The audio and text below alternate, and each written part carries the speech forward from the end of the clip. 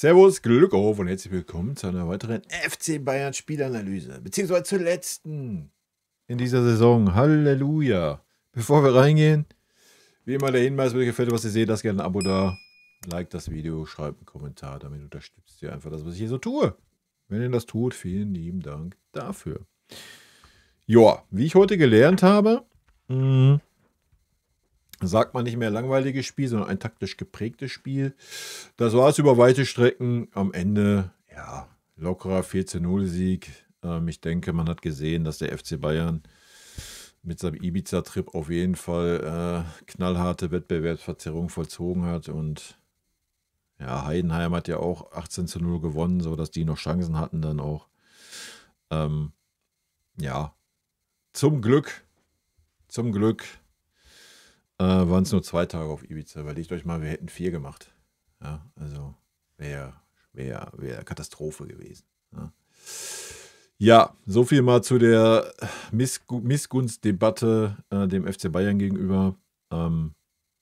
Ja, ich denke, dass das Ergebnis sagt alles. Ja, und das gegen eine Mannschaft, die 90 Minuten massiv hinten drin stand. Daher war das Spiel über weite Strecken halt taktisch geprägt. Ja, wir haben Ballbesitz bis zum Arzt gehabt, keine Torchancen. Ja. Der Gegner wollte das Schlimmste vermeiden. Das hat er dann getan bis zur Halbzeit, wo er den Spielstand gehört hat. Und dann war Hoffenheim auch nicht mehr so gallig, wie sie vielleicht noch in der ersten Halbzeit waren. Wir haben es souverän runtergespielt. Mit einem überragenden Michael Olise nochmal zum Saisonabschluss hat er gezeigt, dass er ja der wichtigste Spieler diese Saison war.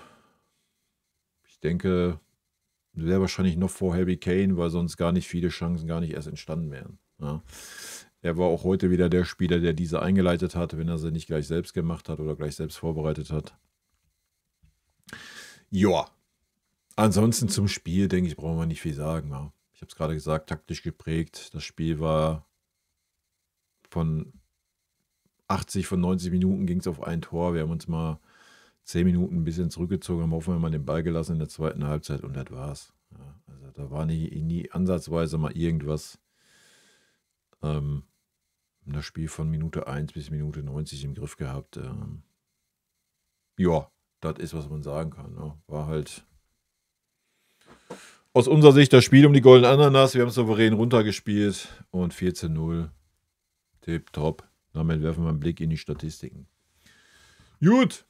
Ballbesitz 33,67, Abseits 3-0, Fouls 9,7, Zweikampfquote 56,44, Schüsse aufs Tor 2,5, Schüsse insgesamt 6, 14, Ecken 1,4, angekommene Pässe 275 zu 636, Flanken 4,12, Schüsse insgesamt Gnabry 4, Olise 3, Kimmich 2, Torschussvorlagen, Olise 1, Boué 1, Kane 1, gewonnene Zweikämpfe, 8 Koman, 6 Olise, 4 Dyer, Ballkontakte 113 Kimmich, 108 Stani, 98 Pavlo.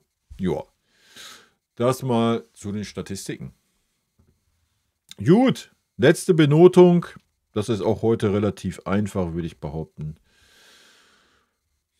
Es war viel Durchschnitt, der aber gereicht hat, wie ich ja eingangs schon sagte, mit dem überragenden Michael. Ja. Fangen wir an mit Vinny. Ja, Vinny hat Vinny-Sachen gemacht. Note 3, war nichts überraschend, außer vielleicht, dass Harry Kane draußen war. Dass man Thomas Müller das letzte Spiel gibt, war völlig fein. Thomas Müller ist doch ein guter Übergang. Fangen wir mal heute von vorne nach hinten an. Thomas Müller hat es heute nochmal eindrucksvoll gezeigt, dass er sportlich auch nicht mehr zu vertreten ist. Ja, das hat er schon im letzten Spiel gezeigt, hat es heute aber nochmal unter Beweis gestellt, dass einfach sportlich der Zug auf diesem Niveau, zumindest bei uns, ich weiß nicht, wo er hinwechselt, vielleicht spielt er nochmal auf hohem Niveau ein bisschen besser. Bei uns reicht das nicht mehr. Ja, das ist eine Note 4 und damit ist er noch gut bedient, denke ich. Gut.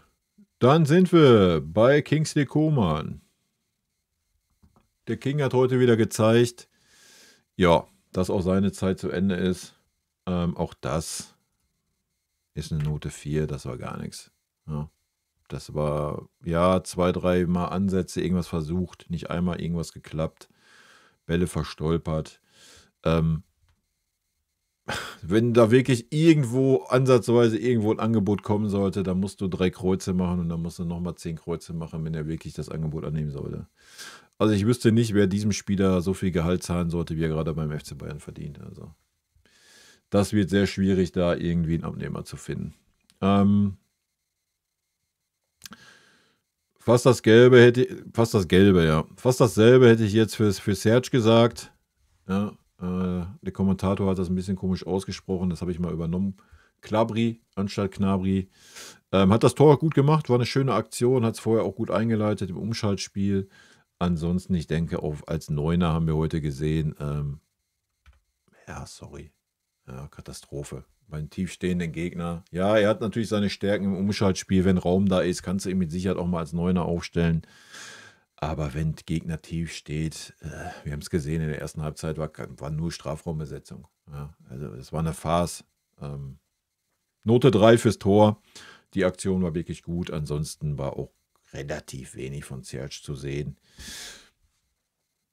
Ich meine, der Mann will eh nicht weg. Auch für den werden keine Angebote kommen, wo Vereine ansatzweise nur das Gehalt zahlen möchten, was er bei uns bekommt. Gut, damit kommen wir zum einzigen Lichtblick heute. Das ist Michael Olise. Ja, Michael hat wie immer geliefert, war wie immer der das Offensivspiel getragen hat. Von mir gibt es zum Saisonabschluss eine Note 1. Da schwingt vielleicht auch ein bisschen Sympathie mit. Ja, will ich gar nicht verhehlen, aber hat auch seine Bude gemacht, hat ein Tor vorbereitet, hat die torgefährlichen Szenen fast alle immer mit eingeleitet. Von daher für mich Note 1. Gut, weiter geht's mit dem König. Der König war heute sehr durchwachsen, muss man sagen. Ja, gerade erste Halbzeit auch war es sehr durchwachsen. Wieder sehr behäbiger Spielaufbau. Fairerweise, der Gegner stand aber auch immer massiv hinten drinne tief. Ja, das ist es auch nicht ganz so einfach. Von daher hat er ein Törchen gemacht, was mit Sicherheit nicht gewollt war. Auch da sehe ich eine Note 3. Gut, dann der Gegenpart. Pavlo hat das Spiel wenigstens zwischenzeitlich mal 1-2 Mal ein bisschen schneller gemacht, hatte aber auch 1-2 Defizite in gewissen Situationen. Auch da sehe ich die Note 3. Das war Durchschnitt, nicht mehr, nicht weniger. Gut, dann kommen wir zu Conny Leimer. Wenn wir Conny Leimer an Conny Leimer messen, dann war das heute auch eher nur Durchschnitt. Vielleicht finde ich ihn auch noch, dann kann ich ihn auch noch einblenden. Da ist er. Hatte heute nicht so die Szenen, ja, war heute nicht ganz so heiß, war bemüht, aber ich denke, da hat man gesehen, dass da so die letzten 10-20% fehlen. War jetzt aber auch nicht schlecht, von daher reiht er sich nahtlos ein in die Dreierriege bei mir. Dann kommen wir zu Eric Dyer. Ja, Eric hat wie immer alles im Griff gehabt. Ja, hat sich auch nochmal schön mit Kimmich oder für Kimmich gefreut wie ein Schnitzel. War wieder die Ruhe in Person da hinten, wenn irgendwas war. Ja, zusammen mit Stani war das sehr ordentlich. Gibt von mir eine 2,5. Gut. Und Goodbye Eric. Ja, wird uns, denke ich, fehlen in der neuen Saison. Aber mal abwarten, was verpflichtet wird. Stani war auch okay. Ja, gehe ich aber in die Dreierschiene mit rein. Ja, hat sich auch nichts zu Schulden kommen lassen, hat es ordentlich gemacht. Wie gesagt, auf der Innenverteidiger-Pose gefällt er mir ganz gut. Auf der anderen Seite wäre es noch einen Tacken besser, denke ich. Aber da hat man Eric gesehen, warum auch immer. Alles gut, war ein ordentliches Spiel. Und dann haben wir zuletzt noch Guerrero, oder zuvorletzt. Rafa hat eigentlich gut angefangen, fand ich. War gut präsent und dann hast du ihn immer weniger gesehen irgendwie. Ja. Sehe ich bei einer 3,5. War jetzt nicht so überzeugend aus meiner Sicht. Ja. Manu. Ja, Manu hat einen Ball gehalten, den hätte man vielleicht auch festhalten können. Ansonsten hat er natürlich auch wieder nichts zu tun gehabt, aber war eine souveräne Geschichte von meiner Seite. Note 3. Ja. Dann kommen wir noch zu den Einwechselspielern. Das waren ja einige heute. Angefangen bei Leroy Sané.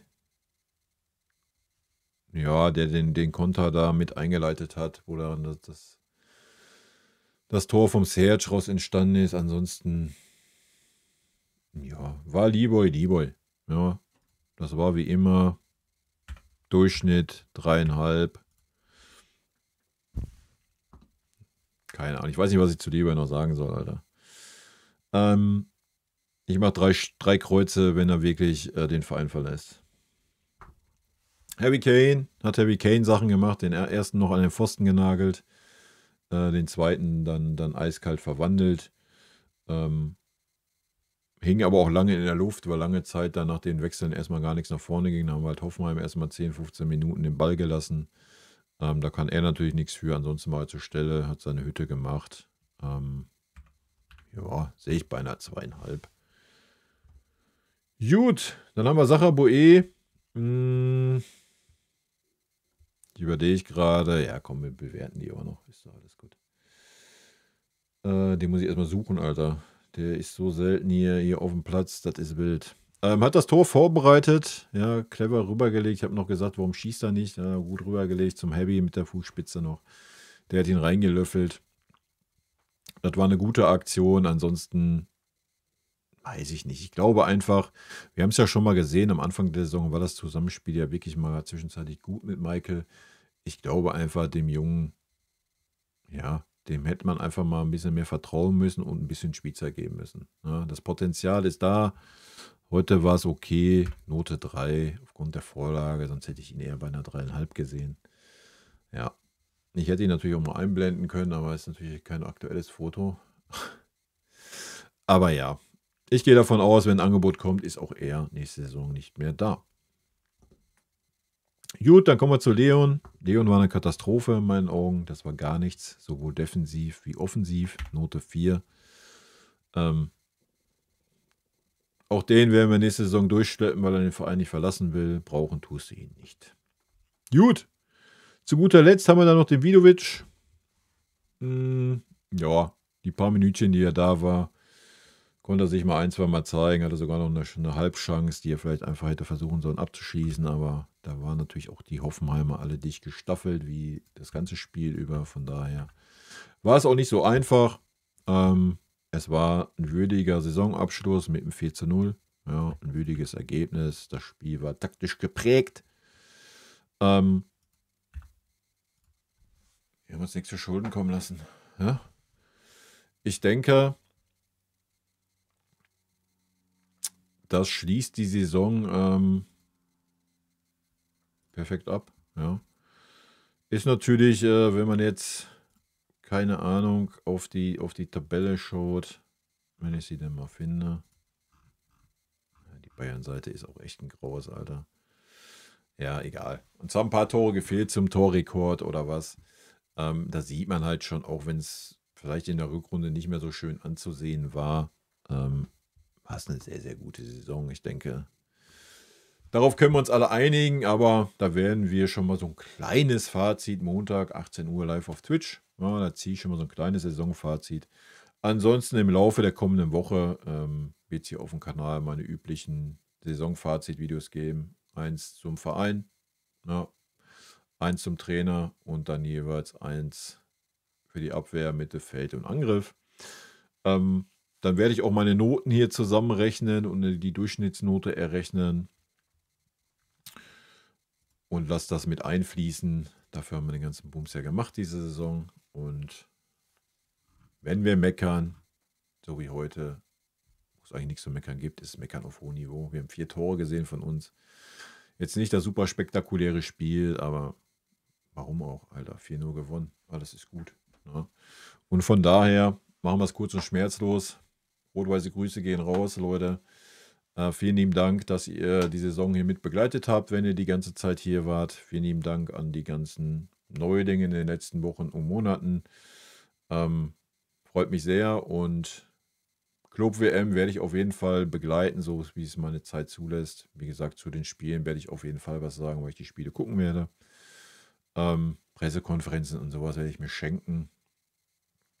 Ob ich jetzt nochmal die PK jetzt hier bei Hoffenheim mache, ja, muss ich mal gucken. So eine Auswärts-PK ist meistens nur 1 Minute Sache. Das kann ich mir dann eigentlich auch schenken. Da wird nichts mehr gesagt.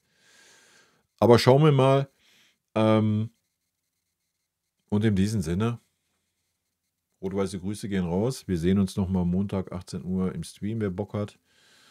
Und wer nicht, wie gesagt, danke, dass ihr die Saison begleitet habt und vielleicht schaut ihr dann in meine Saison-Fazit-Videos rein. Tschüssi. Vielen lieben Dank für euren Support hier auf dem Kanal und in diesem Sinne, gute Freunde kann niemand trennen.